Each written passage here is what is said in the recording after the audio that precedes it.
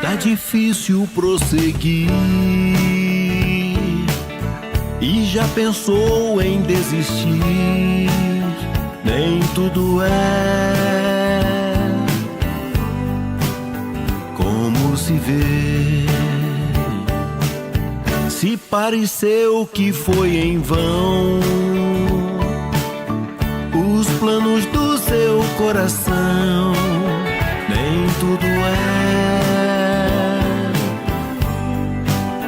como se vê. Não se convença que tudo acabou. Deixe a esperança influenciar. Pra recomeço basta ter Deus e você. Há mais do que te deixaram ver. Acredite, nem tudo acabou. Acredite, nem tudo acabou.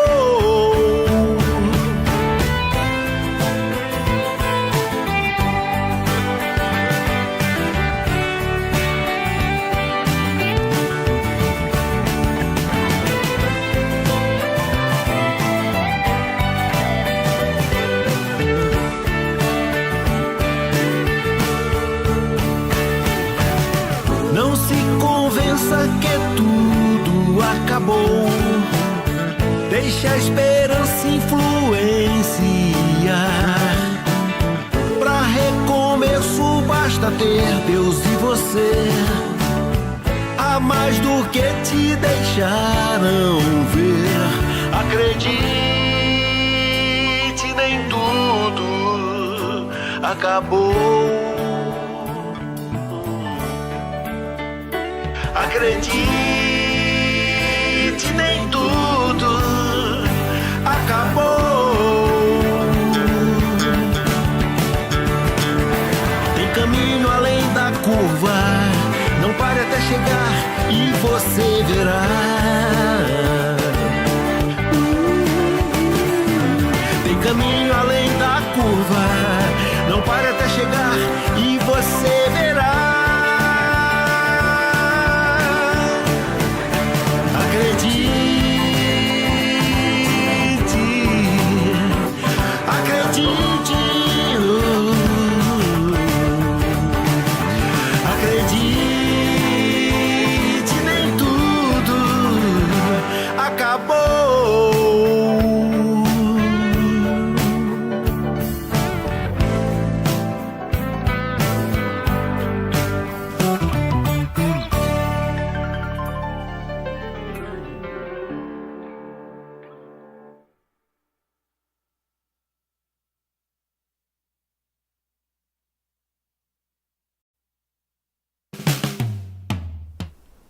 Olá pessoal, boa tarde, você que vai entrar depois, bom dia, até boa madrugada, que tem alguns que entram na madrugada, que gostam do podcast na madrugada.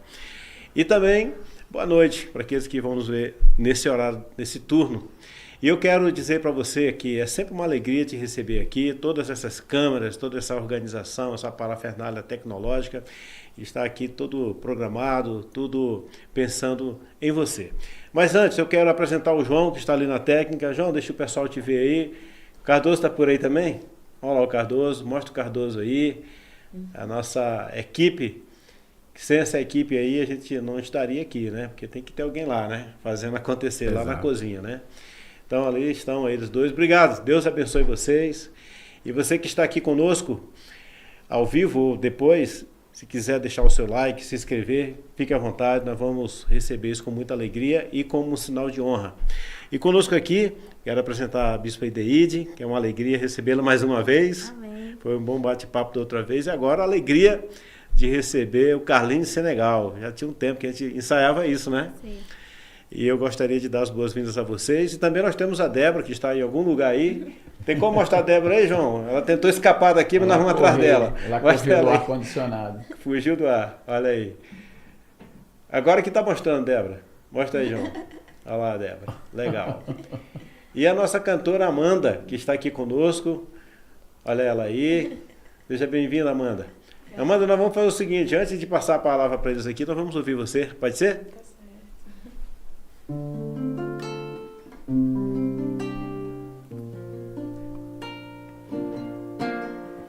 Junto ao poço estava eu, quando um homem judeu viu a sede que havia em mim. Sem me ouvir, conheceu e me ofereceu uma água que jorra sem fim. Dá-me de beber, pois tenho sede. Não quero mais buscar em outras fontes. Não precisarei aqui voltar pra minha sede saciar, uma vez que eu já ouvi teu falar. Tu és por quem a minha alma esperou, a fonte da vida que me encontrou. És o dom de Deus, o Messias, o meu Salvador. Tu és por quem a minha alma esperou, a fonte da vida que me encontrou. És o dom de Deus, o Messias, o meu Salvador.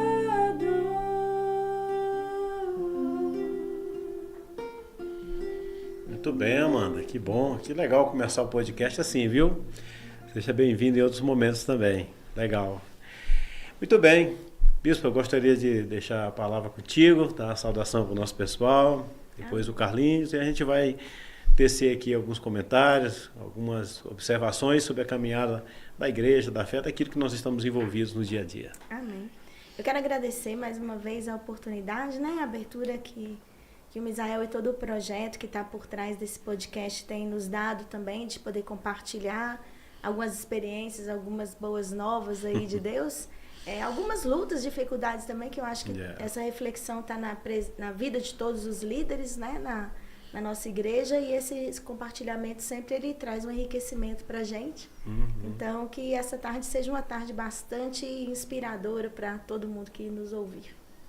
Prazer estar aqui com vocês dois, com todo mundo aqui que está ao vivo. A gente está no Senegal, tem gente do Senegal, da Uganda, do mundo todo assistindo a gente aqui. Legal. E meu nome é Carlinhos Senegal, para quem não me conhece, eu sou missionário, construí uma escola no Senegal e hoje eu dou mentoria para vários projetos sociais espalhados pelo mundo na área de gestão de projetos, captação de recursos, comunicação, business as mission, ensino pessoas a desenvolver negócios dentro dos seus projetos sociais. E é um prazer estar aqui com vocês, compartilhando o que Deus tem feito através da minha vida. E muito, muito bom estar aqui com vocês. Legal. Carlinhos, vamos falar aqui. Você incorporou esse nome Senegal, né? Você tomou posse dele, foi? Vou registrar essa marca. Vai registrar. Legal. Isso marca, então, a sua trajetória missionária lá, né? Exato. Tem muito a ver com a minha identidade, né? E, na verdade, não fui eu que coloquei Carlinhos Senegal. Na verdade, eu ouvi as pessoas me chamando. Carlinhos, Senegal. Carlinhos, Senegal. Quem é o cara que vem? Não, Carlinhos do Senegal. Carlinhos, Senegal. E eu comecei a perceber que as pessoas estavam me identificando pelo lugar onde eu servia, e eu disse, eu não vou perder mais tempo, ninguém sabe quem é José Carlos, então vou colocar nas redes sociais Carlinhos Senegal, e é assim que as pessoas estão me chamando, né, agora. Legal, uma boa escolha. Muito bem, nós tivemos lá na Asa Sul, por 3 ou 4 anos seguidos, o culto do Dia da África, em maio, é 30 de maio, né? Exato. E eu fiquei arrepiado quando eles cantaram o hino da África do Sul, que representando todo o continente. Exato.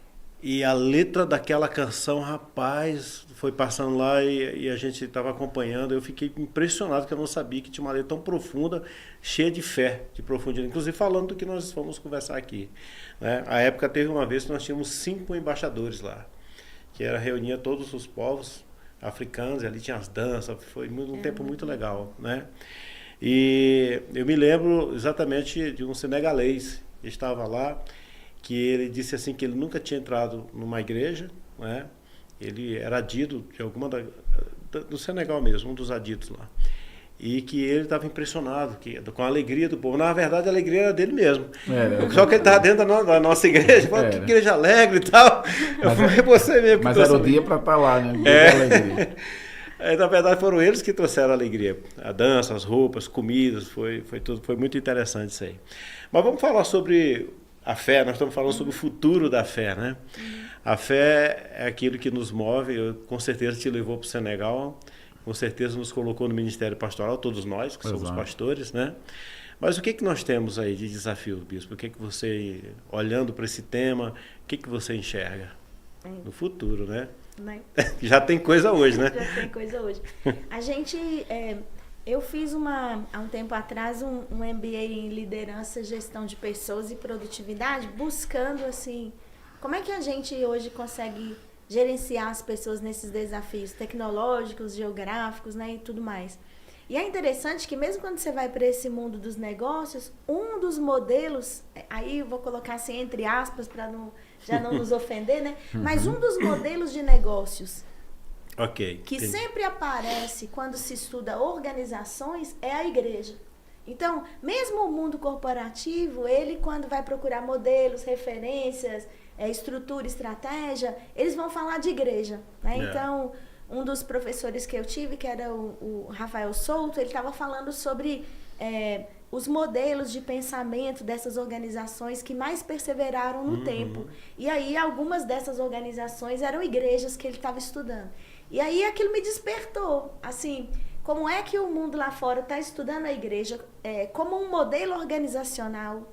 E aí ele vai falar sobre visão, missão e valores, que são coisas que a gente toda hora está ouvindo falar hoje, né? E a gente fala assim, isso aqui é muito empresarial, trazer esse negócio para dentro da igreja é complicado. E ele lá dizendo, missão, visão e valores são coisas da igreja que as corporações trouxeram para si. Que a gente não vai só vender um produto. Por exemplo, a Coca-Cola não vende um produto. Essa ideia de, assim, uma garrafa de Coca-Cola é uma experiência. Quando ela coloca a garrafa ali, tem lá a festa a propaganda mostra isso, né? A festa da família, a comida, a tradição, aquele negócio todo, né? A ideia da refrescância da bebida em si, conectada a uma série de experiências. E ele disse, isso aí a gente herdou da igreja, é a igreja que traz esses valores, e o mundo corporativo começa a olhar e dizer, não basta eu empregar uma pessoa. Não é ser empregado, não pagar o salário dela não resolve mais. Como que eu faço que a minha empresa dê a ela sentido, propósito na vida, tal? Herdamos isso da igreja. Olha. Aí quando eu ouvi aquilo, eu falei assim... Não, isso é muito verdade. Acabei de ser contratado por uma empresa nos Estados Unidos e eu fui contratado por um cara que eu comecei a caminhar com ele e ele disse, Carlinhos, eu preciso humanizar a minha empresa. E eu disse, cara, eu nunca fiz isso. Ele fez, cara, é o que você faz lá no Senegal. Olha aí, interessante. Você tem um negócio, né? A gente tem um negócio para sustentar o nosso projeto social. E você humanizou. Isso é uma das coisas que as empresas estão procurando, humanizar os negócios.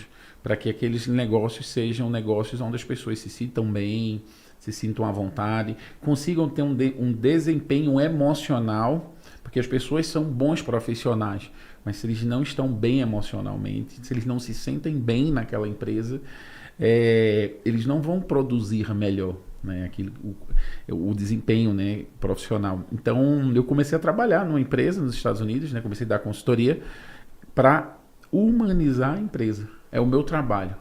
Desenvolver um setor de responsabilidade social, fazer pessoas a entender que existe uma responsabilidade da empresa e agora elas podem se engajar em relação a isso, fazer com que as pessoas olhem para as outras, que elas tenham um momento, né, de comunhão, ou seja, tudo que sai da igreja, que a gente faz na igreja, o mundo corporativo hoje está querendo inclusive pagar por isso, para que a gente possa ensinar isso para eles. E uma das disciplinas que está tendo nesses cursos agora todos se chama justamente inteligência espiritual. Inteligência espiritual, Em dizer assim, a minha vida não é só o trabalho não é só o que eu sou. E aí a gente também volta para a vida da igreja, e eu estava hoje de manhã ministrando para uma turma de 18 jovens pastores, falando sobre ministério pastoral, e aí eu disse para eles assim, uma das coisas que hoje faz mais sentido para a juventude que está diante de nós, as pessoas que estão pesquisando estão dizendo isso, que a juventude hoje está em busca de um tripé, de sustentabilidade, de colaboração e de autorrealização. Então a sustentabilidade tem a ver com o fato que nós temos muitos jovens, por exemplo, hoje, que não estão querendo ter filhos porque eles dizem que o planeta não tem como sustentar. Então eles estão com medo do futuro, não é? Aquela perspectiva assim, eu não posso ter muito filho, não tem água suficiente, vai vir um apocalipse zumbi. Eu não vou dar conta. Não vou dar conta. Como é que é tudo isso? Não é? E as pessoas vão tomando medo desse futuro que está se desenhando pelo que eles observam. Então, a igreja que responde ao apelo da sustentabilidade, ela vai retomar, por exemplo, e aí pra gente, para nós de herança wesleyana particularmente, é até confortável essa demanda, porque um dos tópicos da teologia wesleyana é justamente a criação do quadrilátero de João Wesley. Qual é o lugar que a criação ocupa, e uma igreja que se preocupa de fato com a criação vai responder a esse apelo da juventude. Vai conseguir, então, dialogar a partir disso. Né? O outro apelo é o da colaboração. Nós ainda viemos de um tipo de igreja que perdeu isso lá no passado, quando havia os grupos pequenos, as células, esses modelos onde o laicato era muito forte, você tinha muita colaboração. E aí, de repente, algumas igrejas vão se estruturando em torno de modelos pastorais, onde o pastor manda tudo, decide tudo, a coisa vem de cima para baixo. A juventude não quer estar numa igreja dessa que ele sente que a colaboração dele não é levada em conta. Verdade. Então a gente tem um monte de gente desigrejado, não é porque nem decepcionou com Deus, nem com a igreja, mas é que não se sente útil. Ele chega ali como um mero assistente, né? Eu acho que quando você pensa numa liderança vertical e horizontal, dá pra gente visualizar isso que a gente tá falando, né? As pessoas não querem olhar mais de baixo para cima. E quando a gente olha para a crucificação, a gente vê nessa visão mais horizontal, né? A gente vê dois ladrões, um de um lado e um do outro, e a gente vê os soldados de baixo para cima, né? Matando Jesus ali, né? Fazendo o processo de sacrifício. Então, hoje, os jovens querem estar debaixo de uma liderança, ou ao lado de uma liderança, né? Sendo assim dizer, uma liderança que olha para o lado e diz, olha, eu estou te ouvindo, você é pecador tal, mas se você se arrepender, hoje mesmo você está comigo no paraíso, né? E muitas das vezes a gente quer lidar com soldados romanos com uma lança, espetando a gente, dizendo, olha aí, eu mando em você, eu controlo você. Então, eu acho que essa visão vertical, ela não funciona mais com essa geração de hoje. Então, a gente tem que pensar numa visão horizontal, que o mundo corporativo já tentou para isso. Você chega hoje no escritório da Meta, tá o Mark Zuckerberg no meio de todo mundo, vestido como todo mundo, conversando com todo mundo, jogando videogame, ouvindo todo mundo, que afinal de contas, na multidão dos conselheiros, né, a gente tem a sabedoria.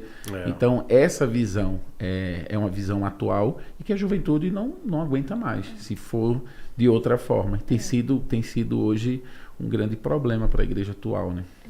E esse último pilar que eles colocam, que é da autorrealização, é que também eu acho que vem pegando, pelo menos para mim, hoje eu me vejo assim, da metade para a última fase do meu ministério ativo, numa igreja que bota para a gente uma data, né, para uma saída, e um mundo que pensa ainda com a figura do aposentado, eu penso assim, eu preciso dar um último salto de qualidade. E aí, pela primeira vez, falando assim de mim, eu começo a pensar assim, eu quero me sentir de fato realizada com esse meu ministério. E aí eu olho para a juventude e eu vejo, existe um desejo de autorrealização. Quer dizer, eu posso fazer os maiores sacrifícios possíveis, desde que eu perceba que aquilo que eu estou fazendo, de fato, também dá para mim um sentido de vida, né? Quando você olha para a Bíblia, é aquele texto assim, eu lembro muito desse texto, né, do servo sofredor, que ele fala assim, e ele verá o penoso trabalho da sua alma e ficará satisfeito. Então, assim, existe disponibilidade, eu acredito muito nisso, nessa geração jovem que está vindo, de grandes sacrifícios, de grande altruísmo, só que precisa ter uma clareza de propósito disso, que talvez para a gente, há um tempo atrás, somente o fato de estarmos dentro de uma instituição, e aí qualquer instituição, família, igreja, sociedade, empresa, o fato de estar dentro de uma instituição nos dava o sentido.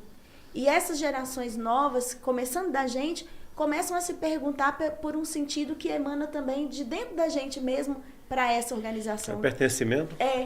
Porque isso na época era um marcador social era um marcador social de tranquilidade, de que tudo está indo certo, de que eu estou bem, né? E hoje os jovens não estão mais preocupados, porque existe um grupo para tudo.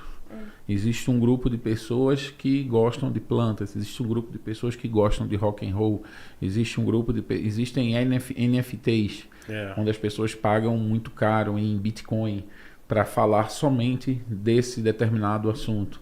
Então hoje as pessoas estão meio que buscando, os jovens estão buscando esses guetos, essas organizações, esses espaços onde eles alcançam, é muito mais tangível esse resultado e é de imediato esse resultado. Antigamente você entrava na igreja porque era bom.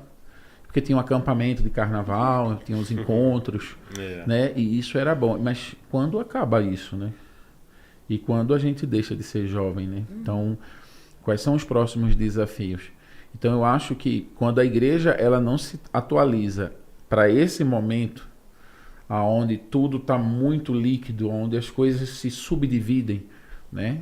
Assim como na saúde, você não vai mais no ortopedista que cuida do corpo todo. Ele cuida do dedo midinho, ele cuida da mão, ele cuida do ombro, ele cuida... Hoje também os grupos sociais eles se separam em pequenas partículas. Um gosta do lado esquerdo, outro gosta do lado direito, outro gosta do braço, da mão. Então, isso tem refletido muito na vida dos jovens de hoje. E se a igreja não acompanhar isso, e se a igreja, de fato, não contextualizar o evangelho para que esse grupo entenda o evangelho, a gente vai perder essa oportunidade. A bispa estava falando sobre... os jovens que não querem casar, não querem ter filho. O IBGE, inclusive, eu vi essa semana. Saiu, né? O resultado. Saiu, você viu lá, daqui a 18 anos vai morrer mais gente do que nascer, né? Do que nascer, gente. Ou seja, nós vamos virar como muitos países na Europa que já estão com esse fenômeno, né? E nós temos que pensar em tudo isso aí. Até porque também os idosos vão viver mais, vai ter um prolongamento. Já está tendo isso, né? Isso já está. Expectativa de vida aumentou. A expectativa tem aumentado, né? E essa parte que você falou aí, Carlinhos, da humanização, eu acho muito interessante, né? Porque, na verdade, parece que assim, o espiritual e o humano. Na verdade, o humano também é espiritual, porque veio do espiritual, né? Exato. Quando Jesus falou amar o próximo, ele está falando da humanização, né? E de você lidar com o outro, caminhar com o outro, perdoar o outro, etc. Tal. Agora, olhando aqui para esses modelos de igreja que a gente tem visto nos últimos dias, a gente fica pensando assim, porque eu já encontrei pessoas dizendo assim, não, tem que mudar esse modelo, não está crescendo porque não tem tal modelo, tem que ser tal, né? Essa semana mesmo eu estava conversando com uma pessoa que ela estava dizendo o seguinte, ela tem uma igreja numa outra cidade satélite, eu não sei exatamente qual é, ela estava dizendo que a igreja não estava crescendo porque o pessoal não estava orando no monte. Aí eu falei assim, olha, eu acho que orar no monte é uma prática que a pessoa possa ter, eu pessoalmente não tenho nada contra. Mas Jesus mandou orar no quarto. Então, se a igreja não cresce porque a pessoa não está orando no monte, então nós temos uma nova regra bíblica aí que não se encontra na Bíblia. Né? Na verdade, Jesus foi guiado pelo Espírito Santo para o deserto e o diabo levou ele para o monte, né? Se for seguir a risca, a gente deveria viver no deserto, né? Gente, eu estou brincando aqui, mas se for ler o texto, exatamente, o diabo leva ele para o monte e ele diz, vou ficar no monte, não, vou voltar para o deserto. Inclusive, Pedro falou que queria construir 3 tendas lá no monte e falou, não, eu vou descer. Exatamente, então... Então veja só, claro que... Nem todo monte é de Deus, né? Finalizando. É. E o que é importante falar é que nós não somos contra orar no monte, mas a pessoa querer definir isso como sendo a regra. Como um padrão bíblico, de prática. É. Então você vê, aí as pessoas, aí tem aquele negócio. Teve um camarada uma vez que falou, pastor, eu vi um podcast, não sei de quem aí, um pastor tal, falou até o nome, até esqueci. Que ele disse que se as igrejas não forem pintadas de preto, vão tudo fracassar, vão tudo falir, as igrejas vão falir. Eu falei, primeiro que a igreja nunca fale, porque o garantidor está vivo e é ele que cuida, né? Agora, mas com tese em que a igreja tem que ser pintada de preto? Eu também não sou contra, né? Tanto é que é tudo pintado de preto, embora aqui não seja de igreja, né? Mas eu sei que tem uma questão da visualização, do descanso visual, tem toda uma da transmissão, né? A transmissão ao vivo, o preto. Transmissão ao vivo, a definição de cores, né? Tem toda uma sobriedade e tal, né? O branco te deixa muito aceso, te ligado para todo lado, né? Qualquer coisa você é atraído para aquele movimento e tal. Tudo bem, existe um estudo para isso, não tem nada contra. Mas o que isso na espiritualização é que entra a questão? O que isso muda, né, na fé da pessoa, na edificação? E aí nós podemos até falar sobre isso, porque parece que é o seguinte, se você não está pintando de preto no cantor chip, você está fora da moda do espírito, né? Você está fora do movimento, né? E é muito importante, eu penso assim, que quando a gente trata esse assunto, na verdade nós estamos falando sobre visão de reino mesmo. A visão centralizada de um reino, sobre maturidade espiritual mesmo, né? Eu penso que esse é que é o central do assunto mesmo. Porque essas questões, essas nuances de cor, de jeito, de formato, de estilo musical, Deus vai estar em tudo isso aí. Eu acredito nisso, onde ele é invocado, sem problema nenhum. Mas a questão quando eu defino, essa que é a questão. A partir do momento que eu digo, isso aqui... Cria um padrão, né? Eu estou criando um padrão, uma coisa que não foi atribuída a mim. Não foi atribuído para mim a autoridade de dizer qual é a igreja certa. Não é? Essa coisa eu acho que o Brasil, ele sempre vai estar discutindo isso. Daqui a 10, 20 anos a gente vai estar falando sobre isso novamente, porque são tendências, né? A gente, não sei se a gente é tão velho a ponto de ter visto a igreja se dividir porque alguém tocou violão de corda na igreja. Ou tocou bateria na igreja. Eu sei de alguém que saiu da igreja por causa disso. Né? Eu lembro que na minha igreja, na minha primeira denominação de eu me converti, eu toco saxofone, eu não podia tocar sax. Porque não era um instrumento que se tocava na igreja. Então a gente sempre vai existir uma geração chegando e uma geração querendo ditar as regras. Eu acho que o que é mais complexo nisso tudo é o fato da igreja brasileira ela não ter uma identidade. E a gente está sempre na sombra dos norte-americanos. Os norte-americanos, se eles pintarem de amarelo, eu tenho muito amigo norte-americano, eu trabalho numa instituição, né, eu sou missionário da CEPAL, que é membro da OASI, que é uma instituição norte-americana, nenhum problema com os norte-americanos, mas a gente precisa ter uma identidade local. Lá no Nordeste a gente tem um forró, tem um caboclinho, tem o maracatu, tem várias... Aqui no Centro-Oeste a gente tem uma identidade muito pessoal do Centro-Oeste. No Sul, o Brasil é um país-continente, com muitas divisões étnicas. A gente tem mais 360 e poucas etnias indígenas. Né? Se a gente separar o português brasileiro, são dialetos. Se eu falar agora em recifês, ninguém vai entender nesse podcast. Assim como se a bispa falar em mineirês ou outro em goianês, né? Os dialetos brasileiros a gente não entende, então a gente vai falar num dialeto de aeroporto aqui para todo mundo entender. Mas é o Brasil, esse é o Brasil. Só que eu acho que o que deveria ser discutido é até quando a gente vai copiar os norte-americanos. Né? Porque se eles pintarem de verde limão, e eu não tenho problema com isso, porque eu sou daltônico, então se é preto, verde limão, eu tô um pouco me lixando, mas o que eles fizerem, né, norte-americanos, ingleses, né, a gente vai fazer também, ou a gente vai olhar para a gente, né? Povo preto com origem africana, povo indígena, né, com origem, povo europeu. A gente é uma fusão disso tudo, a gente tem uma identidade. Por que a gente não pode construir uma igreja a partir da nossa identidade local? E provoca ainda mais. Se é do Centro-Oeste, se é do Nordeste, são coisas completamente diferentes. São cores completamente diferentes. Né? Você vai lá pro Maranhão, você vai pro Pará, você come o açaí no Pará.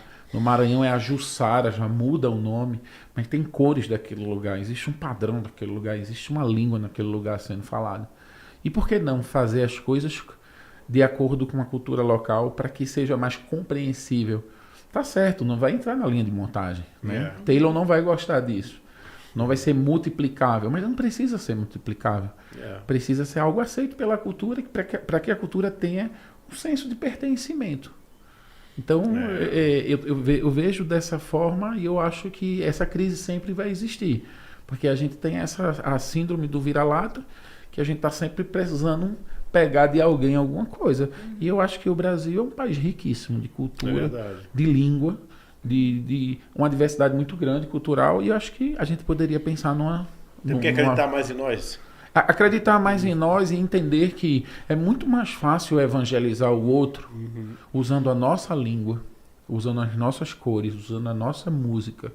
Né? No Brasil, na década de 90, teve um resgate muito grande, né, das culturas. A gente tinha música, hino em caboclinho, né? A videira, né? Videira, videira, videira, videira, vida. Era caboclinho. A gente teve samba na igreja. A gente teve muitas outras culturas, muitas outras. E foi um movimento engraçado no Brasil todo, porque também a música secular, muitos cantores foram para o continente africano, voltaram. Então surgiu a música do Senegal, né, com Chico César. Surgiu músicas com Djavan sobre Angola. Então houve um resgate. Então eu acho que seria importante a gente visitar mais os quilombos, visitar mais as nossas aldeias indígenas, para a gente resgatar a nossa identidade e criar uma igreja a partir daqui com as nossas cores. Não sei... Eu concordo, e essa replicagem também, que você citou dos Estados Unidos, tira a nossa capacidade de criatividade, né? Sim. E da variedade também, que isso seria muito importante se a gente valorizasse mais. E talvez a gente não valorize porque a gente pensa assim, cara, tá vindo dos americanos, não é bom, é de Hollywood. O perfume é francês, né? É bom, exatamente. Talvez eu acho que um outro fator é a gente sempre estar conversando com os processos de colonização e descolonização. E muita gente, quando vai pensar no evangelho, tem dificuldade com essas categorias que vêm de outras áreas de conhecimento, como a sociologia, por exemplo. Quando a gente vai ver o próprio processo de evangelização aqui no Brasil, como é que o negro era visto dentro desse processo, como o indígena era visto dentro desse processo. Nós recebemos resquícios disso para a gente. Mas para mim também tem um outro fator. O quanto o brasileiro, na sua maneira de pensar a igreja, corre o risco de trocar a forma por conteúdo. Então, quando a gente está discutindo a presença do violão, a cor da parede e outras coisas, nós mesclamos isso com um conceito de espiritualidade. E a gente troca a forma pelo conteúdo.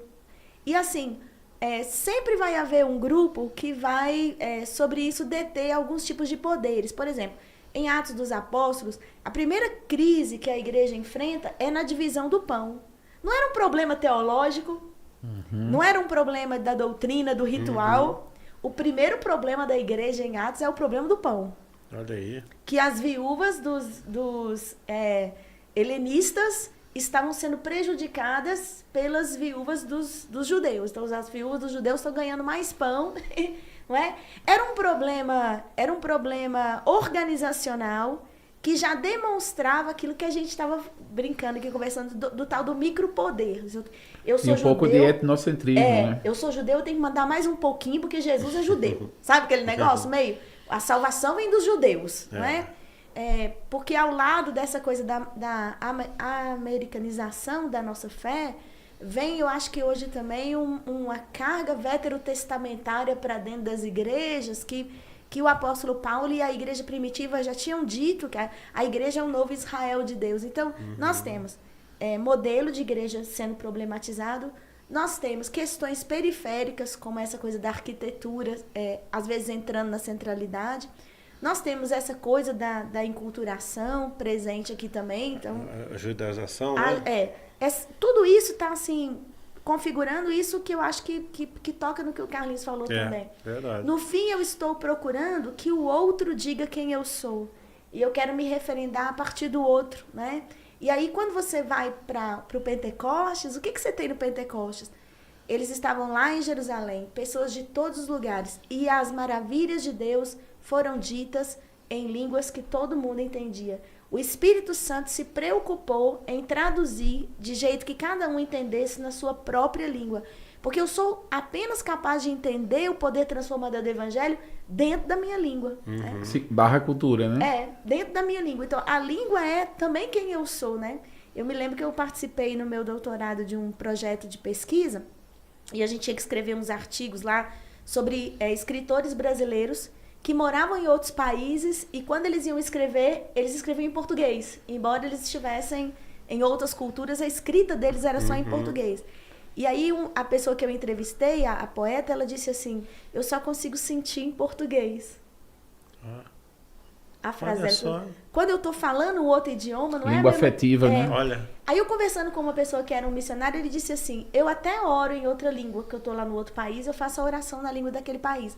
Mas quando eu quero fazer a minha devoção com Deus, eu não sei orar em inglês, eu preciso orar em português. Para eu abrir meu coração para Deus, eu preciso falar em português, né? Então isso também significa que a pessoa que está ali no contexto de uma favela, ou de uma classe social muito alta, ou em qualquer desses espaços que a formam, também precisa encontrar Deus dentro daquele conjunto de valores que ela já vem trazendo, porque senão é como se alguém estivesse falando chinês comigo. É a melhor notícia do mundo, mas eu não estou entendendo nada.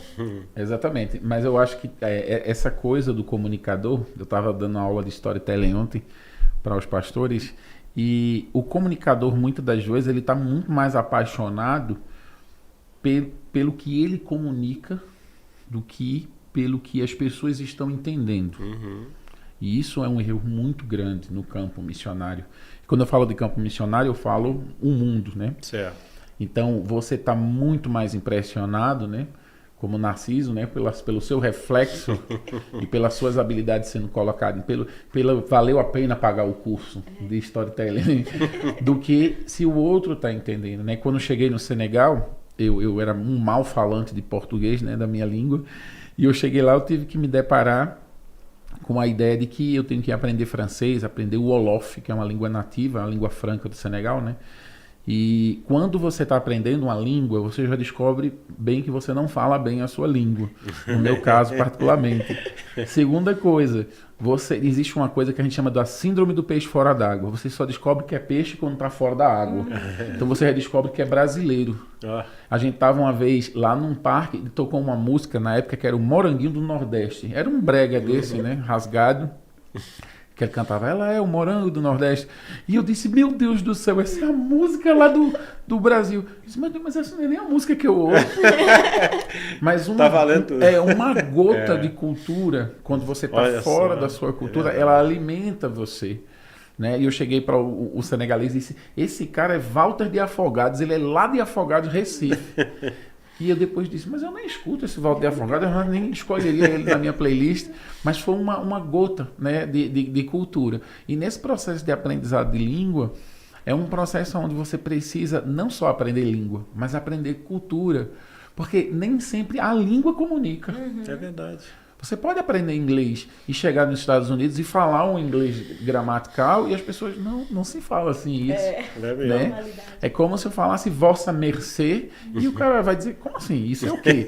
Então, até isso é importante. Quando você está numa outra cultura, você aprender a língua da cultura com o povo. E aí vem um processo que é muito importante, que é quando você é igreja local e você ouve as pessoas, você entende aquilo que Deus quer fazer no local, através de você. Mas quando você é um missionário local e você vem com esse Deus que você importou, né, comprou lá na Shein, e você traz para o local, você implementa uma nova cultura. E aí vem esse processo de evangelização colonial.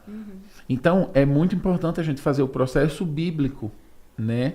Deus virou Jesus, Jesus veio, deixou a cultura celestial para entrar nessa cultura humana, e através da cultura humana ele aprendeu língua, ele aprendeu profissão, ele nasceu de um ventre, e ele começa por pescadores. Então ele contextualiza a sua mensagem falando de peixe, falando de rede, ensinando o povo a pescar. Aí ele sai da pesca, ele vai para a agricultura. Aí ele fala de semente, ele fala de árvore, porque faz sentido. Então cada passo dele tinha um idioma, tinha o dialeto sendo aprendido por ele para que ele pudesse contextualizar. Então ele levava um tempo para observar, para entender aquela cultura, para que a mensagem fosse compreendida. Então é muito menos sobre o falador, né, o comunicador, e muito mais sobre o receptor da mensagem. Então isso é algo que muitas das vezes, né, eu como missionário transcultural, né, tive que aprender outra cultura, eu não vejo isso sendo implementado na plantação de igreja aqui no Brasil. E é por isso que a gente virou como se você estivesse abrindo franquias, né? E às vezes a gente fica olhando para as nossas igrejas dizendo: por que as pessoas não vêm? Que absurdo! Eu sou tão bom no que faço. Simplesmente elas não estão entendendo. O que você está falando seria mais ou menos, bom, exatamente, talvez, o que eu ouvi muitas vezes o Ben e a Jenny falando, né, quando eles davam o seminário deles, sobre encarnacionar, né? Encarnacional, esse nome horrível. Sempre que falo esse nome eu lembro deles. Que me traz problemas. Então o camarada chega lá, ele não encarna, como é que é? Encarnacional. Se ele não encarnaciona, até para falar, não é o nosso dia a dia, né? Ele então não tem sucesso, porque exatamente que ele quer colocar aquilo que é bom para ele, mas não comunica, né? Exatamente, pessoas. Você precisa virar aquela pessoa. Então, existe uma coisa que a gente chama de lente cultural. Você usa sua lente para enxergar, mas você precisa passar pelo processo de encarnação, onde você entra naquela cultura e é onde você, agora fazendo parte daquela cultura, você olha com as pessoas.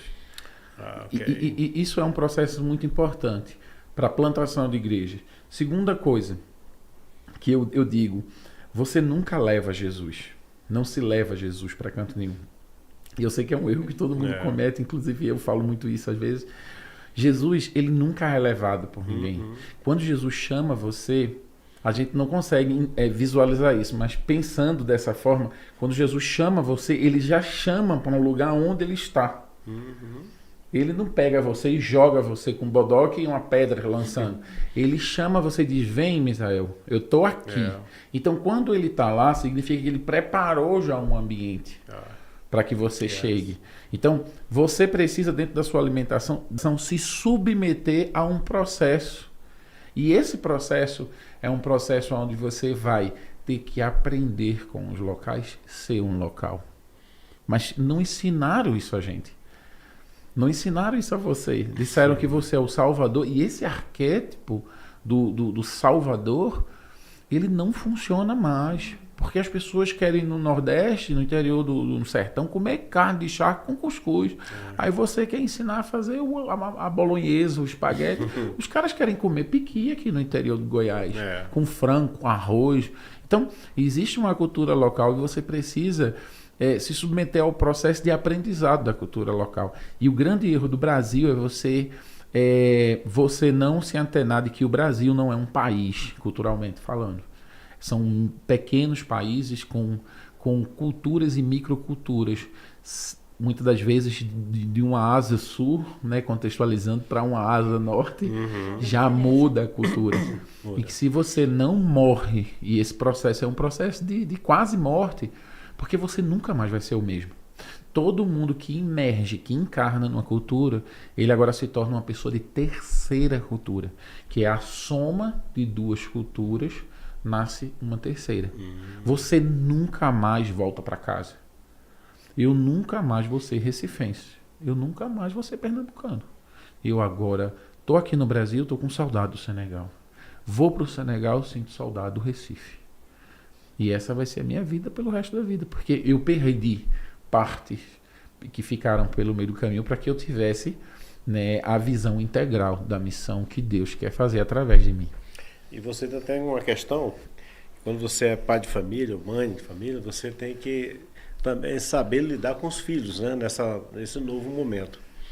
E eu vejo isso aí como uma possibilidade, exatamente como você falou, de criar essa terceira cultura, mas para que a pessoa perceba que o que ela deixou para trás ela não é que ela está jogando fora, ela está acrescentando e ela vai enriquecendo para que ela possa ter visões melhores do futuro, perspectivas melhores, sabendo que passo a passo ela pode ter novos desafios, né? E eu estou falando isso porque eu me lembro de um caso de um missionário que ele me contou exatamente isso que você está falando. Ele chegou em um determinado lugar, na África mesmo, não lembro qual foi o país. E ele se instalou com a família. Teve muita dificuldade com os filhos, mas muita dificuldade, né?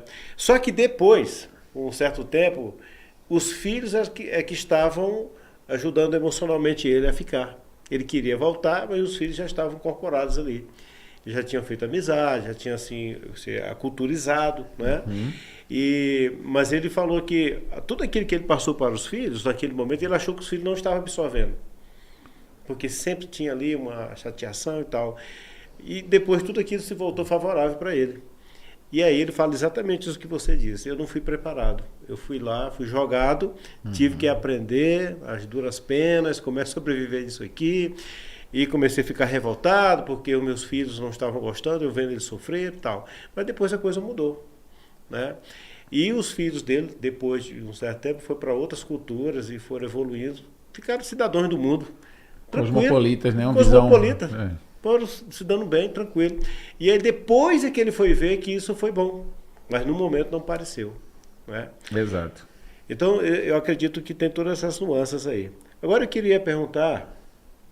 Como é que a gente poderia colocar aqui, se a gente fosse pensar aqui, tipo, 3 modelos de igreja? 3 modelos. A gente, não tem como a gente fazer uma universalidade desse assunto, né?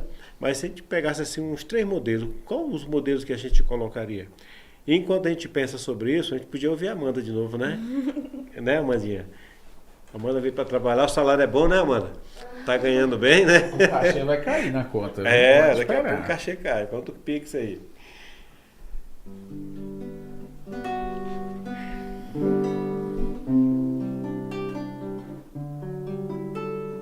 Grande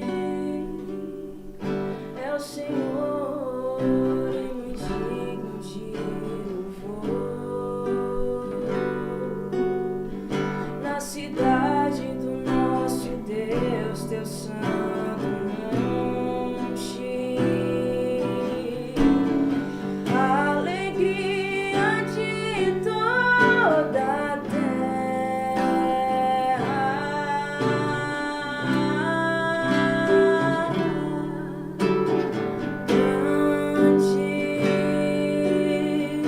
é o Senhor em quem nós temos a vitória, que nos ajuda contra o inimigo.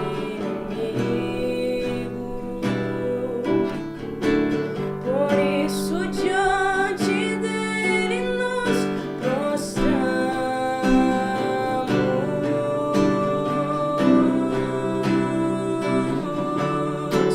Queremos o teu nome engrandecer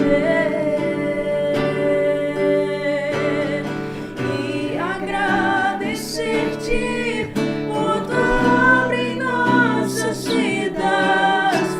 Confiamos em teu infinito amor, pois só tu és o Deus eterno sobre toda a terra e céu.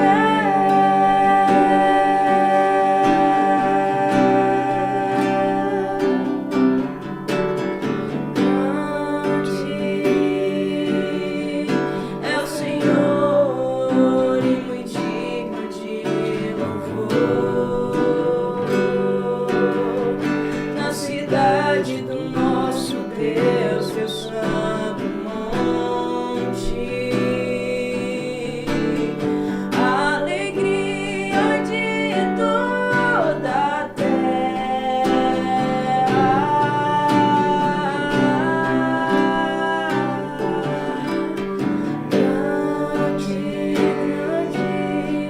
é o Senhor em quem nós temos a vitória,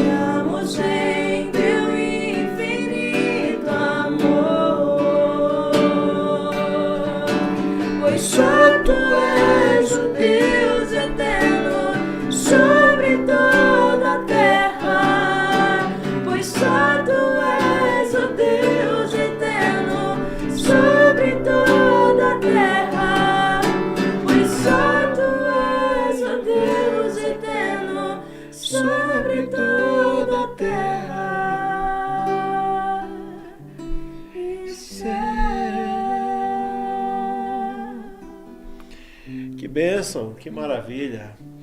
A Amanda tá cantando as modernas e as do nosso tempo, né? Que bom, né? Obrigado, Amanda, viu?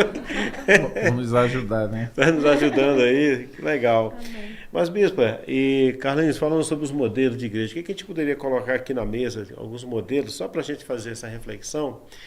E não vou dizer comparação, né? Porque aí quem compara, quem só pode comparar é Deus. Inclusive em Apocalipse, Jesus faz a análise das 7 igrejas, né? Ele pode fazer isso. Mas no que diz respeito à sua operacionalidade, né? O seu jeito de ser.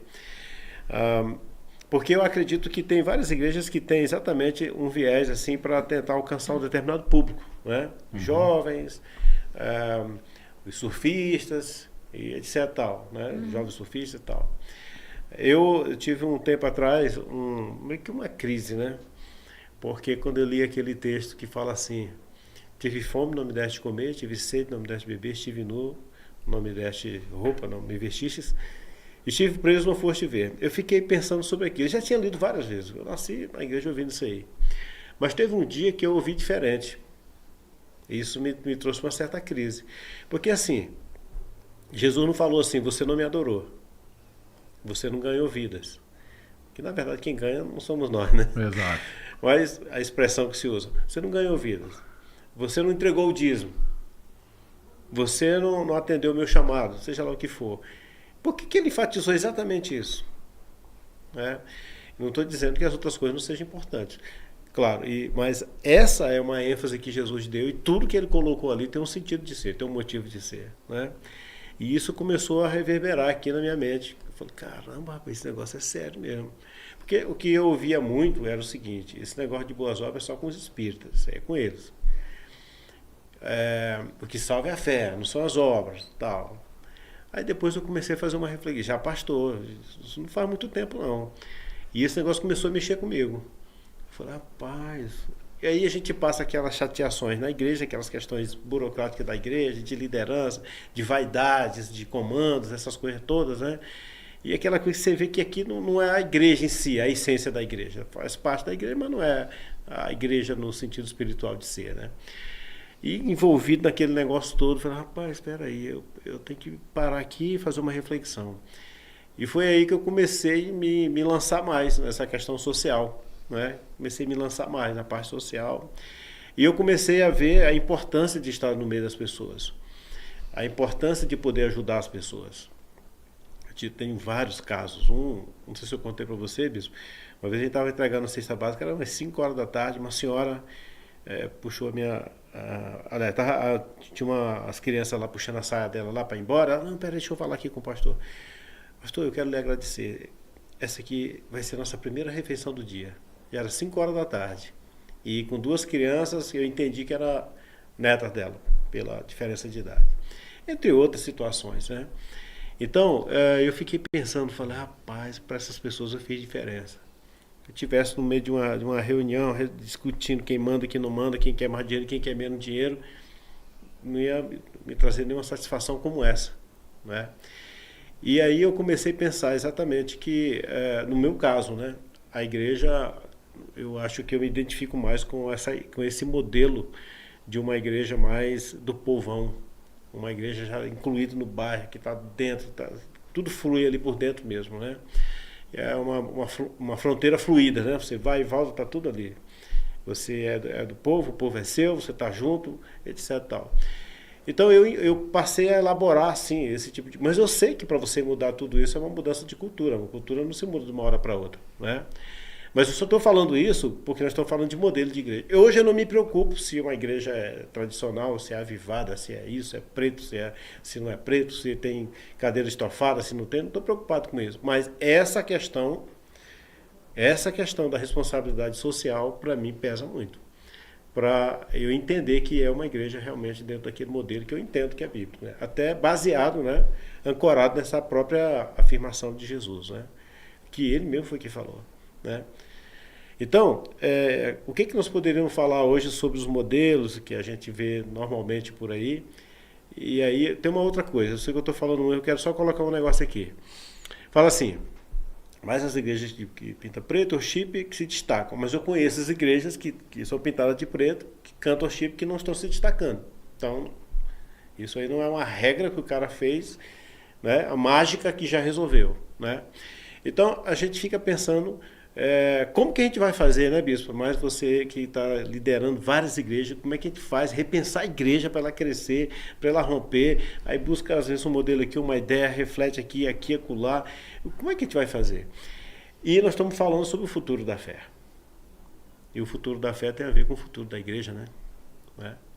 Então é nesse ponto que eu queria provocar, não sei se eu fui longo demais, se eu joguei o limite muito longe, né? Para a gente tentar diminuir isso aí.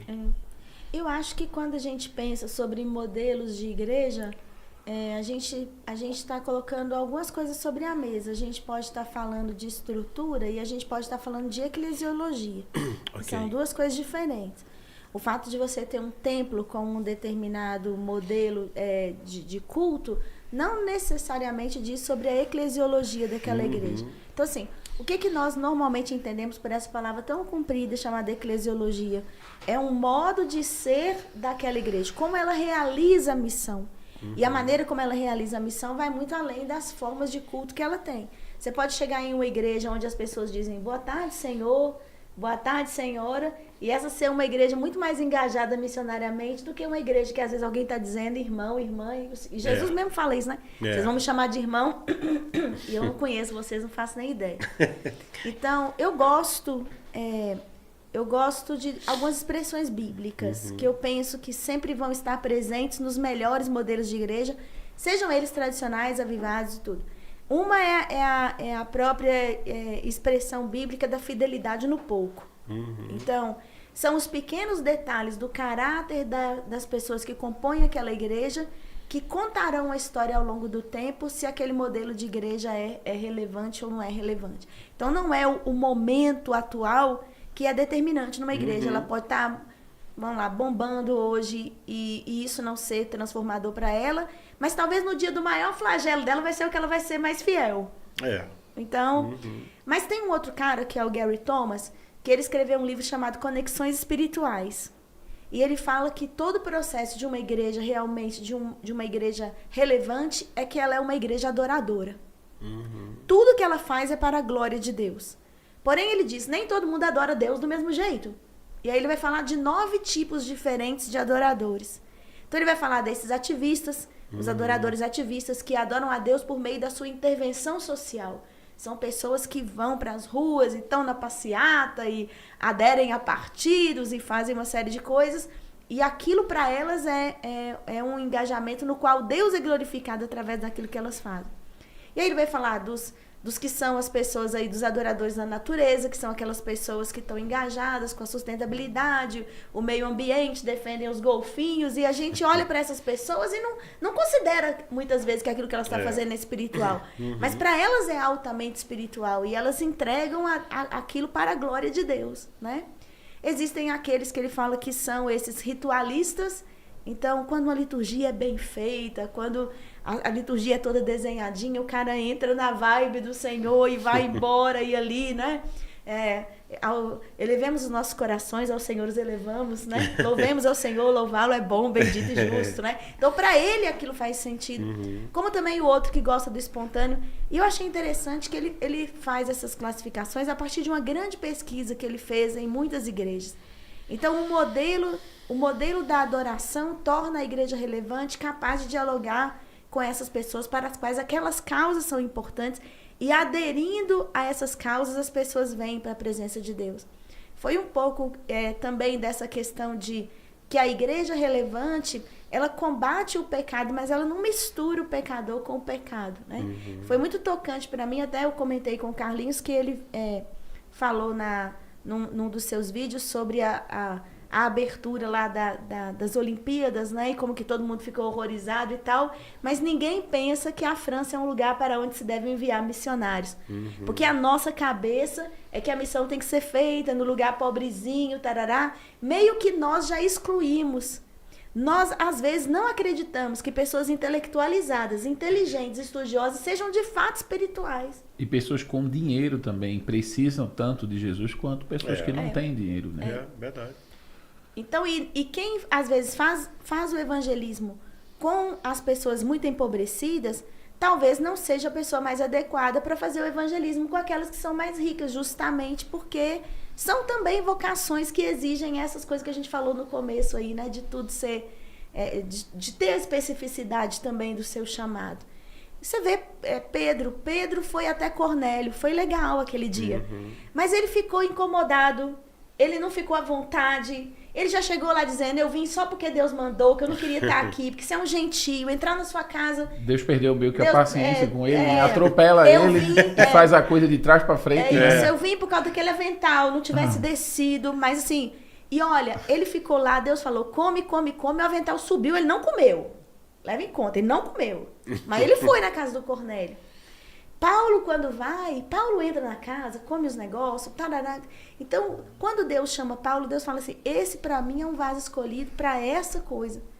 Então, eu preciso reconhecer também que esses modelos vão atender a essas determinadas pessoas. Importante ser. Porque eles têm aberturas que eu não tenho para aquilo que Deus está chamando eles ali para fazer. Então, eu já me escandalizei muito com algumas coisas que hoje eu olho e falo assim... Será que eu não me escandalizei porque, na verdade, eu não me sinto capaz de fazer aquilo? Né? Uma boa. Será que eu não estou me escandalizando porque, na verdade, assim, eu não estou sendo um pouco farisaico? Então, só a título de provocação, quando Jesus está falando assim, porque eu tive sede e não me deste de beber, porque eu tive fome e não me deste de comer, estive nu e não me vestiste, estive preso e não foste visitar-me, nenhum fariseu ia fazer nenhuma dessas coisas que Jesus está dizendo. Nenhum fariseu ia fazer. Então não é só uma questão social. É dizer assim, existem necessidades que a sua forma de ser igreja não deixa você atender. E porque você não está atendendo, você não está me conhecendo, porque eu estou nessas necessidades. Voltando a isso que o Carlinhos falou. É isso mesmo. Eu estou nesse lugar e você não vai até lá. É por isso que eu não te conheço, porque eu estou nesse lugar e você não vai até mim. Então, não é só uma questão de atender os empobrecidos. É que os empobrecidos são uma faixa de exclusão para os fariseus. Eles não transpassariam esse limite. E Jesus está dizendo, para me seguir, você vai ter que fazer coisas que você não gostaria de fazer. Isso é um gancho importante. Eu quero pegar esse gancho de fazer coisas que você não gosta de fazer. Porque eu acho que esse é o grande problema dos crentes no mundo. Né? A gente toca violão, então eu vou tocar no louvor. Vou servir ao Senhor com louvor. Eu sei falar, ensinar, eu vou ensinar. E foi engraçado porque a gente vê o próprio Jesus fechando a carpintaria, né? Deixando um talento do lado para ser alguma coisa que ele nunca foi.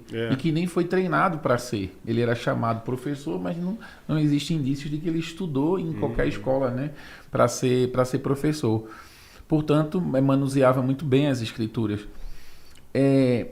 Nesse processo de ida para o Senegal, e é uma experiência pessoal minha, tá? Que eu vou abrir aqui para vocês, não tem nada a ver com doutrina, ou façam isso daqui para frente, mas quando eu fui para o Senegal, eu fui com esse arquétipo do super-herói, do homem de Deus que leva Jesus. E quando eu chego lá, o próprio Espírito Santo desconstrói isso em mim.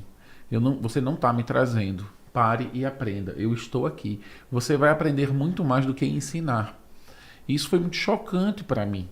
Porque, afinal de contas, eu estou servindo ao povo pobre. Eu estou estendendo a mão ao oprimido. São pessoas pobres demais. Elas precisam de mim. Eu sou o detentor da salvação, né? Eu sou o detentor, eu sou um diplomata, eu sou um representante do Salvador. E quando Jesus me coloca no lugar de aluno, logo nesse momento de aprender uma língua nativa, de aprender uma cultura, porque se não aprende eu não consigo fazer nada, vai ser faz de conta, né? Eu vou ficar mandando foto de pessoas, de coisas que estão acontecendo, mas eu não estou alcançando ninguém, não estou comunicando nada. É nesse momento que eu me coloco nesse lugar. Eu sou aluno, eu sento numa cadeira e agora eu aprendo com as pessoas que eu achava que eu iria ensinar alguma coisa. Eu acredito que existem na Bíblia 2 tipos de igrejas. Isso é uma provocação, lógico. E vamos falar aqui da igreja de Pedro. Uma igreja antes de Atos 3 e uma igreja depois de Atos 3. O texto diz que as pessoas levavam o homem aleijado até o portão formoso. Todos os dias. Naquela oração, se colocava ali para que ele pedisse esmolas.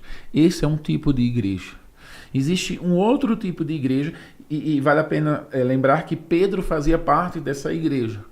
Antes de receber, que é um componente essencial para que você seja guiado por Deus naquilo que Deus quer fazer. O Espírito Santo de Deus. Quando ele se aproxima do homem, o homem já olha esperando receber alguma coisa. Ou seja, existia um hábito, era uma forma que ele fazia. Opa, chegou, ó, Pedrão, coisa boa, ele vai fazer o que sempre faz. Mas não é a mesma igreja, é o mesmo homem. Mas não é a mesma igreja. Então, o mesmo homem se apresenta, o mesmo mendigo olha para o mesmo homem, mas ele não enxerga a mesma igreja. Porque quando ele olha, ele vê a igreja antiga. Mas o homem já não é mais uma igreja antiga, é uma igreja nova, cheia do Espírito Santo, que faz as coisas no nome de Jesus. O grande problema é que a igreja da ação social é uma igreja que leva um mendigo para a porta do portão formoso, a porta do templo, para pedir esmolas. E a gente acha isso a melhor coisa do mundo. A igreja de Cristo é uma igreja cheia do Espírito que, em nome de Cristo, faz o que Pedro fez na vida daquele homem. O homem queria entrar no templo. O homem não queria ser colocado na porta formosa do templo. O texto diz que Pedro faz duas coisas ali que cultural é muito importante a gente saber. Ele olha no olho do homem. Isso não se faz naquela cultura. Olhar para o olho de uma pessoa que socialmente é menor do que você. Uma segunda coisa, Pedro estende a mão direita para aquele homem. Também não se fazia isso com um homem que estaria pedindo esmola. Então, a nova igreja que estava plantada no mesmo homem, olha no olho, estende a mão e diz, entre na igreja. Você não vai ser mais colocado aqui na porta para pedir esmola. E esse homem dá um pulo e agora todo mundo tem que se contentar com a ideia de que não existe mais um mendigo na porta da igreja.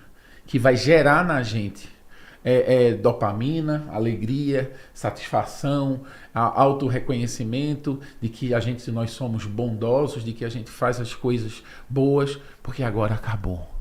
Ou seja, a igreja de Cristo, que faz em nome de Cristo, movida pelo Espírito Santo, ela não se contenta com a dopamina do doar, a cesta básica. Ela se alegra em ver o Espírito Santo agindo através dela, fazendo com que aquele homem não precise mais pedir esmolas. É verdade. Então existe também, e eu vou dizer para você porque eu sou um homem da ação social. Eu era católico, eu fiz parte, eu trabalhei junto com os católicos, né? Eu me tornei assembleano, depois metodista, em 1997, e eu trabalhava muito, eu servia muito, eu vim de favela, eu vim de comunidade, eu me via naquelas pessoas, e muitas das vezes aquilo era um espelho para mim. Eu me satisfazia naquilo e eu dizia, coisa boa, eu estou dando para mim mesmo, eu estou fazendo por mim mesmo. Isso é Jesus. E quando eu chego no Senegal, eu descubro um Jesus que acabou comigo, que desconstruiu isso em mim. A igreja verdadeira é uma igreja que é movida pelo Espírito Santo e que faz as coisas em nome de Deus. E aí tem um problema muito sério. Você vai ter que aprender o que ela acabou de falar. Fazer coisas que você não gosta de fazer. É horrível servir a Deus fazendo coisas que você jamais faria. Eu estava num país muçulmano, eu estava falando uma língua que eu não dominava. Deus me fez criar codorna. Eu acordava de manhã e tinha que lidar com cocô de codorna. Eu estava aprendendo a construir uma escola. Aquele lugar não era o meu. O sol era muito quente. É desértico. Faltava água. Eu adoecia. Eu tinha diarreia semanalmente. Eu tinha crises que eu não conseguia resolver. Eu passei 8 anos vivendo a vida, mas eu tinha que aprender a me alegrar em ser simplesmente usado pelo Espírito Santo de Deus. E dizer para o homem, levanta, porque você vai andar. Então, eu acho que as comunidades do Brasil, não todas, mas a maior parte, eu estou dizendo para você porque eu prego todo final de semana em uma denominação diferente, elas estão felizes em servir, em colocar homens na porta do templo para pedir esmolas.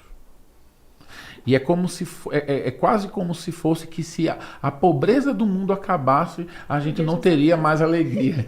Tipo, acabou com a pobreza, a gente vai ser infeliz, porque a gente não conseguiu achar a felicidade na dor, na caminhada, num deserto, assim como Jesus nos ensina. O diabo leva ele para o monte, ele diz, não, monte não, deserto. Porque o mais importante não é o lugar, é quem está guiando a gente. Então, quando a gente é guiado pelas emoções para fazer a obra de Deus, a gente está trocando marmita por dopamina, por emoção. E esse tem sido um grande desafio. Por quê?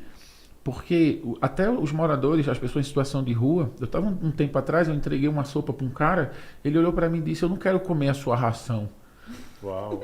Aí eu disse, como assim ração, cara? Eu já queria meio que bater no cara. Eu disse, como se eu tô aqui uma hora dessa dando comida para você e você não quer? Ele fez, você não perguntou o que eu quero comer. Toda semana vem ou o espírita, o católico, o batista, o metodista, o presbiteriano, todo mundo vem para dar a mesma coisa. E Deus me trouxe esse texto de Atos 3. Eu quero sair daqui, meu irmão. Se você perguntar o que eu quero comer picanha, com feijão, com arroz e batata frita. Então, eu acho que existe um componente de autossatisfação, aonde a gente olha para a pessoa e a gente diz, toma o que eu quero que tu tenha, porque eu vou receber o que eu preciso de Deus. E esse tem sido um grande problema que faz com que a gente não acabe com a fome do nosso país. É mesmo. Isso faz com que a gente seja um país que entre os países do mundo que mais mata a mulher no mundo. E a gente tem mais de 50 milhões de evangélicos, 120 milhões de católicos. É muita gente junto, muito crente junto. E a gente não consegue resolver os problemas básicos que acontecem na esquina da nossa cidade, no nosso bairro. Porque a gente está em busca de satisfazer. E quando Deus, no Senegal, me pega e diz assim, Carlinhos, não é sobre você. E uma coisa que você vai aprender, filha, a fazer é glorificar na dor. Existe uma coisa, Misael, que a gente nunca vai fazer no céu. E só existe a oportunidade de você fazer aqui. Glorificar na dor, meu irmão. É. Porque no céu não haverá dor. É abrir a gaveta da codorna, sair aquele cheiro de bosta e você cantar o hino, seu hino favorito. É você estar no meio de grupo de pessoas que não fazem parte da sua cultura e você glorificar. É você estar doente e você glorificar. É você perder um filho e você continuar glorificando. Esse é o grande desafio da igreja brasileira. Mas toda vez que a gente estiver vendendo pacote de dopamina, de ocitocina, para que as pessoas se sintam bem naquele lugar onde elas estão, as igrejas vão estar cheias, mas jamais a gente vai ser igreja como Pedro foi na frente do portão formoso. Fazendo só um recorte do que você disse aí sobre o que as pessoas querem, né? Não é uma cesta básica. Eu concordo com você. Inclusive, nós tivemos uma experiência muito interessante. Uma senhora, ela foi chamada para receber a cesta, ela foi. Só que ela não precisava, mas ela foi. A gente não sabia. E no final ela falou assim para mim, olha, pastor, eu na verdade eu não precisava da cesta. Eu vou levar essa cesta para uma outra pessoa ou posso deixar aqui. Aí eu falei, mas por que você veio? Eu vim porque vocês sempre oram por nós, sempre falam de sonhos, sempre apresentam uma porta e eu estou precisando dessa esperança. E porque nós sempre falamos lá, olha, hoje vocês estão recebendo, mas amanhã vocês estarão em uma outra posição. E oramos pela casa deles, oramos pela família deles, né? Pelas demandas. Oferecemos curso de formação profissional nessa visão empreendedora. De levantar a pessoa. De levantar a pessoa, exatamente. Na verdade, o forte da nossa instituição são cursos mesmo, né? Começou com cursos, né? E a ideia é essa. Por exemplo, nós temos lá, já formamos 12 turmas de cuidadores de idosos, por exemplo. Muita gente trabalhando.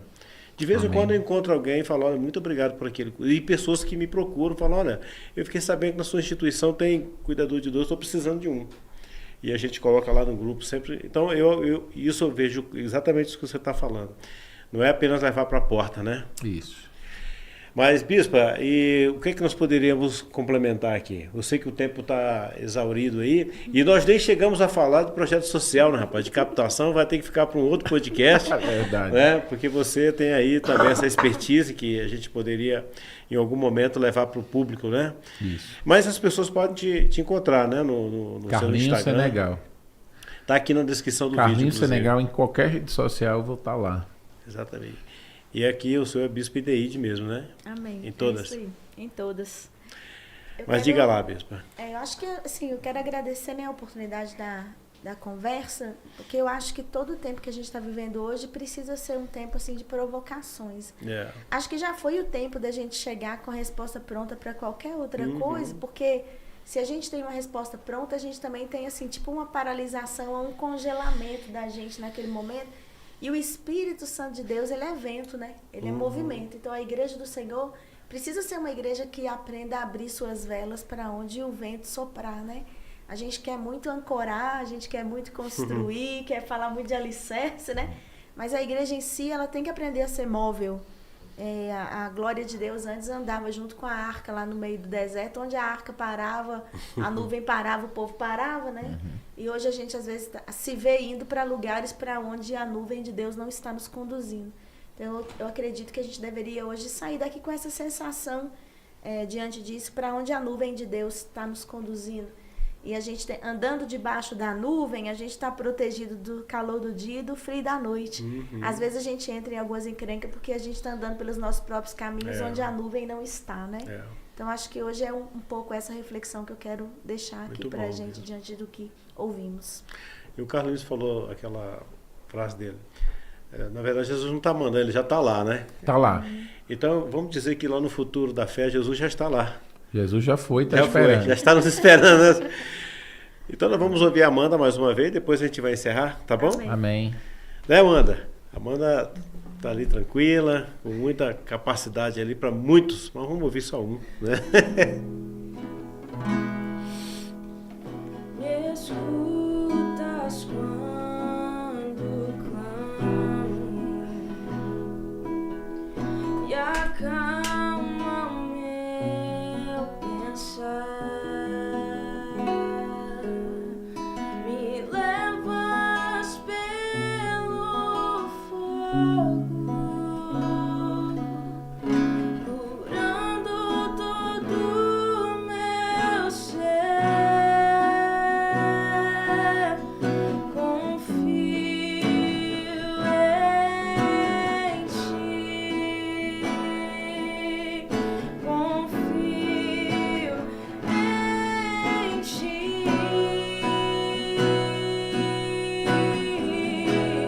Creio que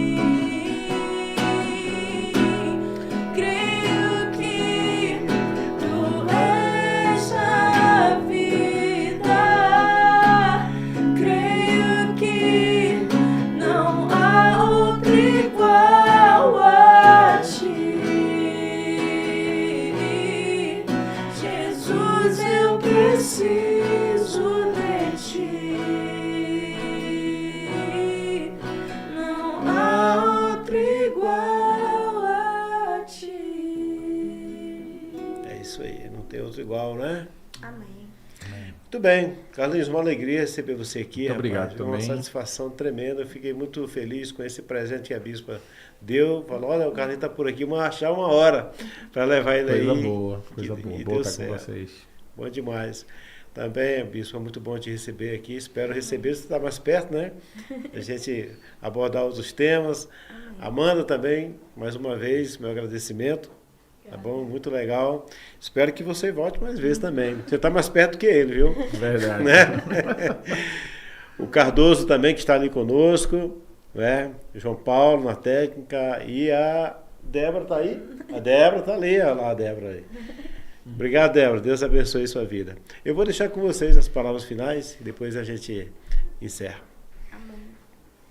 Eu creio que de tudo que a gente falou, o mais importante é aquela palavra de Deus que a gente precisa ser aprovado e reconhecido por Ele, né? Então, não importa qual modelo do ponto de vista formal seja a nossa igreja ou que tipo de adorador a gente seja pessoalmente, a gente precisa garantir que a gente está entre aqueles que Jesus conhece, né?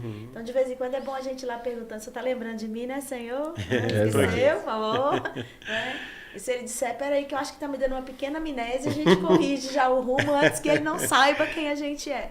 Acho que esse é o grande desafio da nossa vida, da igreja nesse tempo hoje, né? Se Jesus souber quem nós somos e nós soubermos quem ele é, nós vamos fazer o que ele determina. É verdade mesmo. Muito bom. Meu amigo Carlinhos, diga aí, meu querido. O que você deixa para nós aí nesse final de podcast?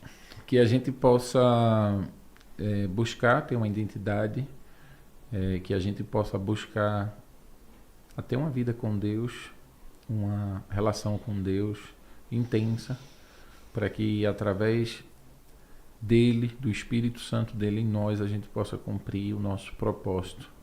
Seja na igreja preta, seja na igreja branca, seja em qualquer lugar nessa terra, que a gente possa cumprir o nosso propósito. Amém. Amém. Tá bom, então nós vamos olhar para essa câmera aqui, João. E, João, você vai deixar para nós aí qual vídeo que é do projeto, no final? Não tá achando ali. É esse aí, né? Então, tá ótimo. Então vamos olhar para essa câmera pequena aqui, vamos dar um tchau pro nosso pessoal. Tchau, pessoal. Valeu, povo. Obrigado.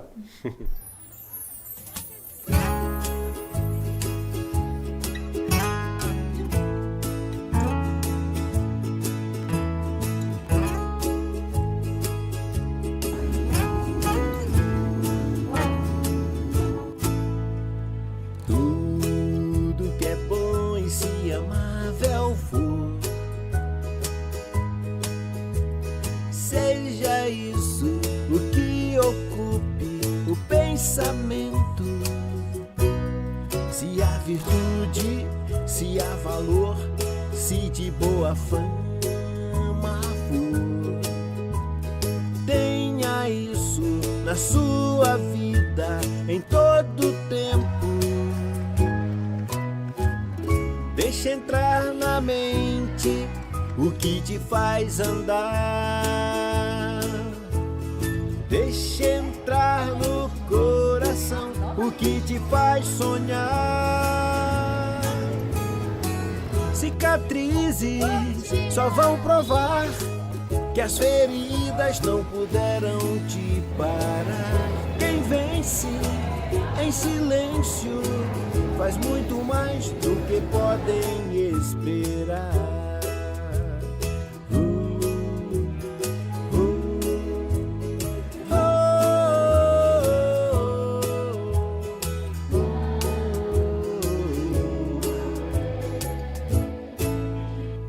Tudo que é bom e se amável for,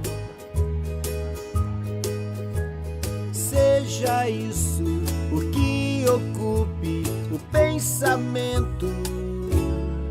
Se há virtude e se há valor, se de boa fama for, tenha isso na sua vida em todo tempo.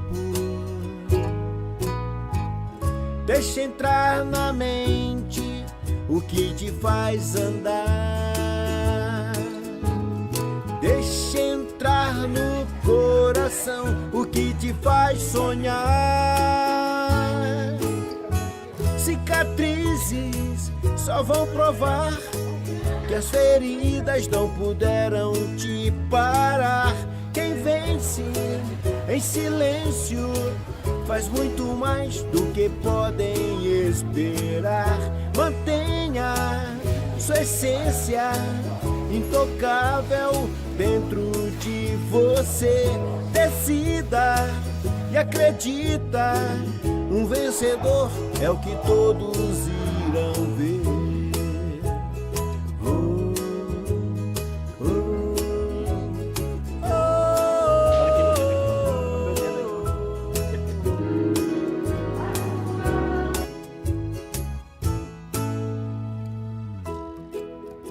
Acredite, o vencedor é o que todos irão ver em você.